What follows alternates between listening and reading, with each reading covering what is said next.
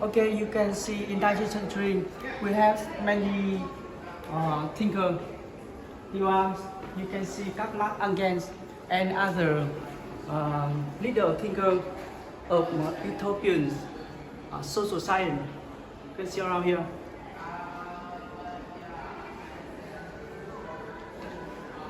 We can see some entertainment, film industry, some equipment like telephone and other technical field. Okay, now we go to another exhibition. The Eiffel Tower. Here you can see a lot of pictures of cities in Europe. The fate of the ground, you can see. You know, they were very development, but they were very bad guys. They cover their face with a cloud. In reality, Western Europeans expand their territories by invader this part of the world. Okay, we move.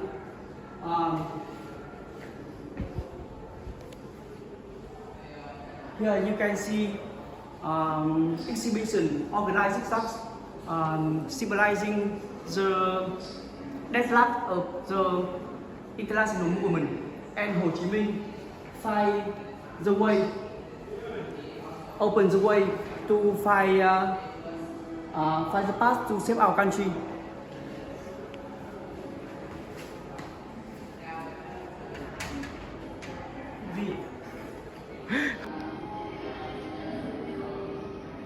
Okay, so as you can see from my side, there are two mechanisms or models of them. This is a pulley system. Now, once it rotates, this construction right here will rotate with it. This is to, I guess, demonstrate the power of the Soviet Union. But these were just like prototypes, or they were only on blueprints. They weren't actually built, but the Ho Chi Minh Museum wanted to replicate or build these structures, so then they did. But these are non-functional, so I don't think it will spin, but it's just good to have.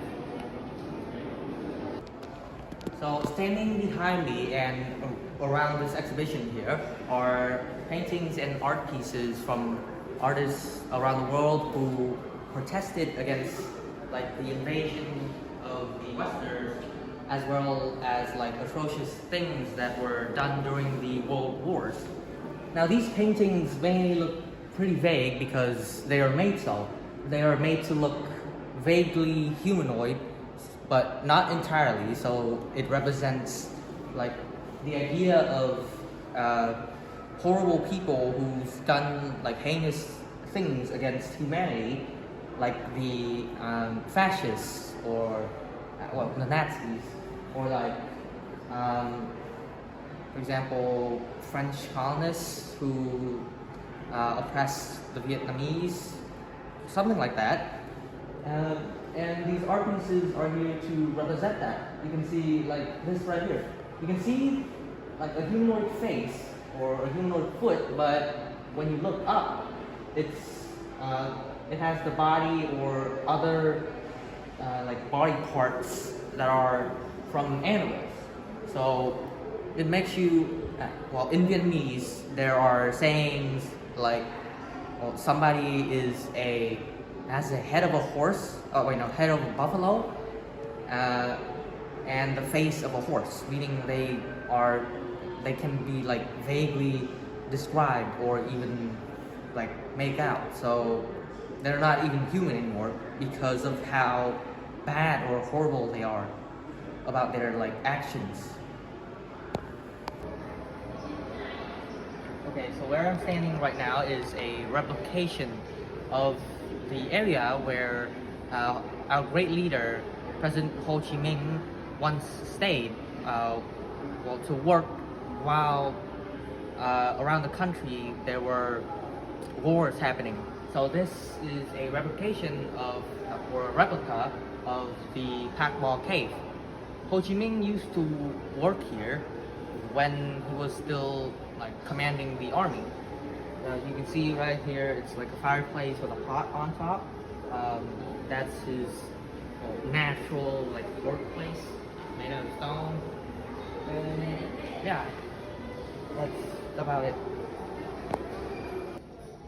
So now I'm standing at some place that you might call like a representation for minorities, but no, you'd be actually wrong if you thought about that. This is much more broad. This is to represent the people who were oppressed during the colonization period, where the Westerners came and invaded and colonized the Easterners and also other like weaker countries around the world. So that's Africa, Asia, and behind me right here, oh wait, no, this is Africa. That's Asia, and right there is Latin America or South America.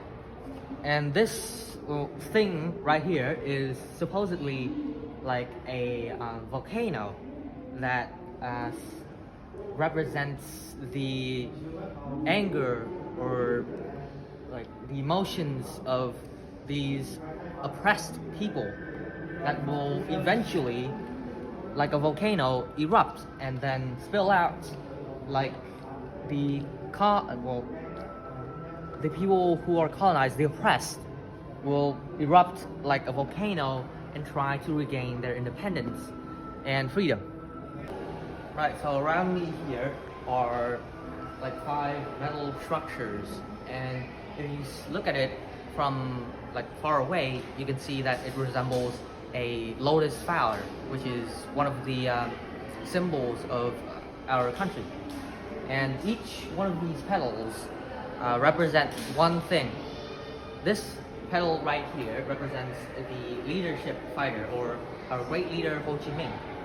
This one represents the solidarity of the 3 Indochina countries, which are Cambodia, Laos, and Vietnam.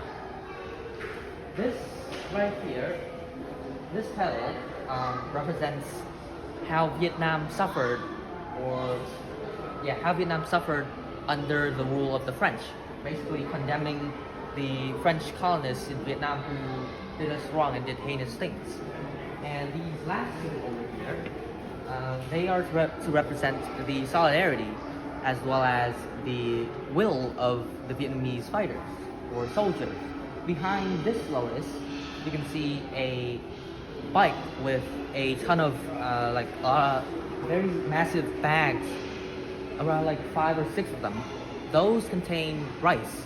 They are to bring those bags to very distant lands on that bike while carrying like 300 kilograms of rice. And this one, you can see a lot of guns and war equipment or weapons, and with a soldier with a weapon that's called a 3-clawed mine. Basically what it does is the soldier holds it like a spear and then uses it like a spear on a tank. Basically, once the 3 heads, all 3 of the heads, all gets pinned down, the explosion, it creates a massive explosion that destroys the tank, but at the cost of the life of the soldier as well, which is why we call the soldiers who use that weapon the brave death soldiers. And they are one of the most militaristic fighters in the Vietnam Army, basically sacrificing themselves in order to secure the victory of the Vietnamese. Behind me right now is the fruit flower. It is to represent the many years of fighting, of Vietnamese soldiers fighting and sacrificing on the battlefield in order to secure our victory and take back our freedom and independence. Now, around it is are spoils of war, basically items or artifacts that were confiscated or given to our government by our allies and confiscated from the enemy. There are like guns, weapons, bombshells, armors, backpacks, and each of these lotus petals, they're shaped like a lotus, and each one of these petals have artifacts like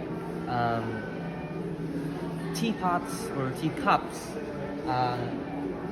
religious artifacts, trophies, and other sorts of trinkets. I'm guessing it's from like different countries around the world.